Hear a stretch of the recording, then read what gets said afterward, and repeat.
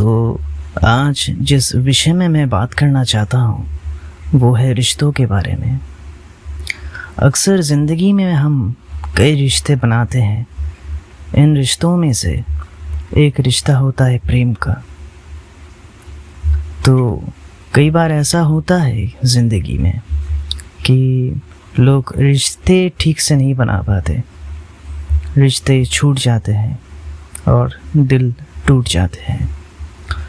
तो कैसे ये परखा जाए, कैसे ये जाना जाए कि इंसान जो आपके सामने है वो इंसान है भी या नहीं। तो इसको इस पैमाने पे देखना पड़ेगा कि वो इंसान सोच कैसा रखता है। और इंसान का पहचान उसकी ज्ञान से नहीं होता, क्योंकि ज्ञान तो कोई भी ले लेता है। किताब पढ़ने से अगर ज्ञान आ गया होता तो इतने दिल थोड़ी टूटते या फिर इतने रिश्ते थोड़ी बिखर जाते। तो बात ज्ञान की नहीं है, बात यहाँ पे क्या है फिर? बात है आत्मज्ञान की। और आत्मज्ञान का मतलब ये नहीं है कि ये जानना है कि आत्मा क्या है, क्योंकि आत्मा को जाना नहीं जा सकता। आत्मज्ञान का मतलब होता है आत्मा मतलब खुद को जानना।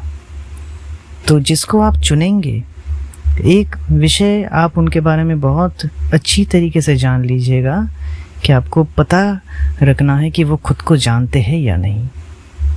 और उसको जानने के लिए आपको पहले देखना पड़ेगा उनके बारे में। वो दो विषय हैं, एक वो कितना ट्रेडिशन को फॉलो करते हैं, दूसरा वो कितना कल्चर को फॉलो करते हैं। संस्कृति और संस्कार ये दो वृक्ष होते हैं।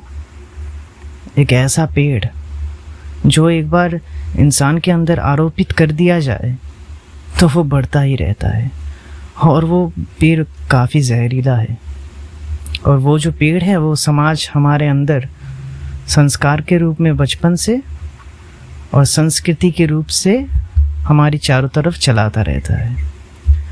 तो जिसको भी साथी चुनिएगा उनको देख लीजिएगा कि वो संस्कार और संस्कृति पर कितना चल रहा है। अगर वो संस्कार और संस्कृति पर चलता है तो इसका मतलब वो ठीक नहीं है, क्योंकि समाज हमेशा जीता है अहम वृत्तियों के ऊपर, और अहम चाहता ही है कि अहंकार हो, और जहाँ अहंकार है वहाँ हिंसा होगी ही।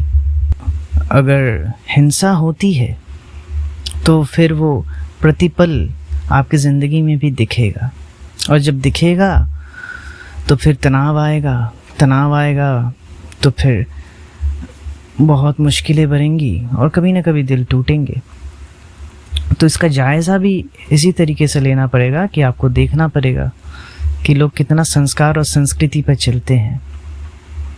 और ये बात मैं खास करके महिलाओं के लिए बोल रहा हूँ कि किसी भी अगर लड़के का चुनाव करना हो तो ध्यान से करना कि वो संस्कार और संस्कृति पे कितना चलता है या फिर सत्य पे कितना चलता है। तो इसका ही एक उदाहरण मैं दे सकता हूँ आपको। अभी स्टॉकहोम सिंड्रोम के बारे में आपने सुना ही होगा, अगर नहीं सुना तो आज यहाँ सुन लीजिए। तो इसमें होता क्या है कि आपके ऊपर जो अत्याचार करता है आप उसी को अपना हीरो मानने लगते हो। तो ऐसे उदाहरण कहाँ पे मिलते हैं? ऐसे उदाहरण मिलते हैं समाज में, घर घर में। सोचिए बहुत अच्छी तरीके से कि एक स्त्री है जिसने शादी की है, वो सुबह उठती है, चाय बनाती है, नाश्ता बनाती है, फिर वो ऐसे दिन की 5 घंटे निकाल देती है, फिर वो यही काम इनसे जुड़े हुए बहुत ज़्यादा, संसार से जुड़े हुए बहुत ज़्यादा काम करती है। वो घर को संभालती है, वो लोगों को संभालती है, वो खुद को भी संभाल ठीक से नहीं पाती है। तो ये चल क्या रहा है? क्या उसका यथार्थ यही था कि पैदा होने के बाद वो लोगों को संभालती फिरे? अगर एक पुरुष अगर बाहर जाके काम कर सकता है या फिर अपने लिए काम कर सकता है तो स्त्री भी तो वही कर सकती है, लेकिन ज़्यादातर घरों में ऐसा नहीं देखने को मिलता। उसको छूट नहीं मिलती। अगर छूट दी भी जाती है तो भी यही कहा जाता है कि तुमको कपड़े भी धोने हैं और खाना भी बनाना है और सब कुछ करना है। हाँ, पुरुष क्यों नहीं कर सकते? ये बात तो पूछा ही नहीं जाता। क्योंकि हमारे अगर संस्कृति की ही बात की जाए तो असली संस्कार तो वही है जिसमें कृष्ण कहते हैं कि तुम पहले एक चेतना हो, तुम शरीर नहीं हो। और समाज क्या कह रहा है कि तुम स्त्री हो, तुम शरीर हो, तुम जन्मजात स्त्री हो। इसका मतलब तुम शरीर हो, तो शरीर वृत्ति तो अहंकार में ही चलता है। कृष्ण ने तो नहीं कहा था कि तुम शरीर हो, उन्होंने तो कहा था तुम चेतना हो। तो पहले स्त्री नहीं है, पहले चेतना है, फिर वो आखिर में जाकर स्त्री है। स्त्री होना उसका अस्तित्व का एक छोटा सा हिस्सा है, लेकिन उस छोटे से हिस्से को लेके इतना बड़ा बना दिया गया है कि उसको उसके जीवन के जो सबसे ऊंचे कदम थे उनसे ही वंचित रख दिया गया है।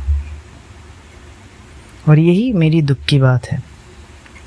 तो ये देख के अजीब लगता है कि स्टॉकहोम सिंड्रोम तो है एक सिंड्रोम, लेकिन ये स्टॉकहोम सिंड्रोम ही है जो समाज को चला रहा है। तो इस समाज को क्या कहें जो कि करीब करीब बीमारी में जी रहा है। इसीलिए महिलाओं को भी बोलता हूँ कि आप अगर घर में भी अटकी हुई है फिर भी कोशिश कीजिए, अपना वक्त निकालिए। मर्दों को बोलिए घर में कि थोड़ा बाजू हटो, अपना काम खुद करना सीखो। ये कपड़े धोने, ये खाना बनाने के लिए मैं पैदा हुई नहीं थी। और खुद वो महिला भी जाए, आप भी जाके किसी कला में अपना समय निवेश करें और किसी उचित काम में अपना वक्त बिताएं और ये बेकार के काम छोड़ें। और जो पुरुष ऐसा कहते हैं किसी रिश्ते में पहले आने के बाद ही, समझ लीजिए आपका अभी उम्र कम है और आप किसके साथ रिश्ते में हैं और वो कहता है कि नहीं तुम्हें ही खाना बनाना पड़ेगा और परिवार को संभालना पड़ेगा, ऐसे इंसान से कभी शादी ही मत करना। ये लोग भयंकर होते हैं, ये ज़िंदगी को तुम्हारे जीते जी नरक बना देंगे और कोई बात नहीं है। और अगर तुम्हें काम करने भी दिया जाए तो ये भी सकता है कि बच्चा होने के बाद काम करना बंद करवा दिया जाए। रिपोर्ट निकला था, उस रिपोर्ट का नाम है लेबर पार्टिसिपेशन रेट। और उसी रिपोर्ट के अंडर ये देखा गया था कि 2000 साल के बाद जब से इंडिया इंडिपेंडेंट हुआ है तो इंडिया में लड़कियों का काम में जाना ज़्यादा से ज़्यादा बंद हुआ है। और इनमें से ज़्यादा देखा गया था उस रिपोर्ट में कि ज़्यादा काम करना बंद उन लड़कियों का हुआ था जिनका बच्चा हुआ था। उनको उनके घर में कह दिया गया था कि अब हम तो है संभालने को, तुम्हें जाने की क्या ज़रूरत है। तो वो बहुत ज़्यादा लड़कियां फिर लौटी ही नहीं काम को। और मैं तो कहता हूँ कि शादी भी उनसे कीजिए जाके जो आपको कहे कि नहीं ये घर के काम छोड़िए और असली जो काम है उस पर ध्यान दीजिए, पैसे के लिए नहीं, आत्म विकास के लिए। और वो आपको किसी ऊंचे काम के लिए भेजे, किसी कला में आपका ही निवेश करवाए, आपको आपकी ऊंचाई तक पहुंचाए। भले ही आपको उसके लिए 15-15 दिन 20-20 दिन बाहर भी रहना पड़े, कहीं पे कुछ सीखने के लिए, कहीं पे काम करने के लिए, महीने भर भी गायब रहना पड़े, ऐसे लड़के से जाके रिश्ता बनाइए। ये लड़कियों के लिए बोल रहा हूँ कि उसके पास पैसा कितना है, उसकी विद्या भी कितनी है ये भी नहीं देखना है, उसके पास आत्मज्ञान कितना है वो इतना देखना है। नहीं तो विद्या उसके पास कितनी भी हो और डिग्री कितनी भी आ जाए, पैसे भी कितने आ जाए, देखना वो अत्याचार ही करेगा। क्योंकि जब आत्मज्ञान नहीं होता तो अत्याचार होता है। और क्योंकि आत्मज्ञान के बिना सिर्फ अहंकार होता है, और जिसका अहंकार नहीं है उसके पास आत्मज्ञान होगा। और जिसके पास होगा आपको पता भी ऐसा चल जाएगा कि वो ट्रेडिशन और कल्चर को नहीं, वो सत्य को प्रमाण मानेगा। और स्टॉकहोम सिंड्रोम जो है वो कोई कॉन्सेप्ट नहीं है, वो एक प्रमाण है अपने आप में, एक जांचा परखा हुआ प्रमाण है कि ये होता है, ये होता आ रहा है और इसके ऊपर समाज चल रहा है। और आपको बचाने के लिए मैं कह रहा हूँ कि ऐसे इंसान से शादी मत कीजिएगा जो बोलता है कि शादी के बाद तुम्हें फैमिली का ध्यान रखना है, खाना बनाना है, कपड़े धोने हैं। ऐसे इंसान से शादी मत कीजिएगा। बोलना तो उसे ये भी चाहिए कि बच्चे अगर है भी तो उसका ध्यान भी मैं रख लूँगा, कि लड़की जाए और वो ठीक से काम करे। और बच्चे भी कब ले, जब ज़िंदगी में जो लक्ष्य लिए हैं उनमें से आधा पूरा हो जाए, फिर उसके बाद। और ये कूदने वाले मर्द जो होते हैं आधे कि नहीं शादी के 2-4 साल में ही लेने हैं, इनसे थोड़ा बच के रहिए। ये थोड़े भयंकर टाइप के लोग होते हैं। और आत्मज्ञान का मतलब खुद को देखना होता है। तो लड़कियों को भी कह रहा हूँ कि आप भी खुद की तरफ देखिए, सिर्फ उनकी तरफ मत देखिए, खुद की तरफ देखिए, खुद के विचारों को परखिए, उनके विचारों को भी परखिए। और ये जो पॉइंट्स मैं आज दे रहा हूँ इसके ऊपर विचार करिए बैठ के, कि वो कहते क्या हैं, वो सोचते क्या है, और समाज के नियमों के ऊपर कितना वो चलते हैं। क्योंकि समाज के नियमों के ऊपर वो चलेंगे तो हिंसा होगी और फिर दिल टूटेंगे। इससे पहले दिल टूटे पहले ही परख लो। कम से कम 10 साल का वक्त लो एक इंसान को जांचने के लिए। ऐसे कूद मत पड़ो शादी करने के लिए 1-1 महीने में, 2-2 महीने में, 1-1 साल में। कुछ नहीं पता चलता। 10 साल में कम से कम एक इंसान की कुछ परतें खुल जाती हैं। कम से कम पता चल जाता है कि इसमें वृत्तियाँ कितनी हैं। वृत्तियाँ इंसान है, संस्कार होंगे, वृत्तियाँ होंगी, सब कुछ होंगी, लेकिन कितने पैमाने पे? उतने ही पैमाने पे जितना कि इंसान बना रह सके। अगर इंसान अगर जानवर बन चुका है तो मामला बहुत गड़बड़ है। तो पहले परख लीजिए जिसके साथ रिश्ता जोड़ने जा रही है वो इंसान है कि जानवर है। क्योंकि दिखेगा इंसान बाहर से, बाहर अंदर तो जानवर भी बैठा हो सकता है। और ये देखने के लिए कि अंदर क्या है इंसान के, आपको आत्मज्ञान की ज़रूरत तो पड़ेगी। और इससे मुंह फेरा नहीं जा सकता, शिव से मुंह नहीं फेरा जा सकता, क्योंकि सत्य तो आएगा। आप नहीं चाहेंगी तब भी आएगा। इससे पहले सत्य आए, सत्य को परख लीजिए, देख लीजिए, जान लीजिए। क्योंकि जब वो आएगा तब तोड़ेगा, तो टूटना नहीं चाहिए। इसीलिए बचाने के लिए कह रहा हूँ कि रिश्ता भी ऐसा बनाओ कि कुछ भी आए ना टूटे। सत्य भी आए सामने तो वो प्रकाश बन के आए, और आप भी प्रकाश ही रहे। आप अंधेरा मत रहे कि प्रकाश के आने से आप मिट जाए। बात समझ में आ रही है?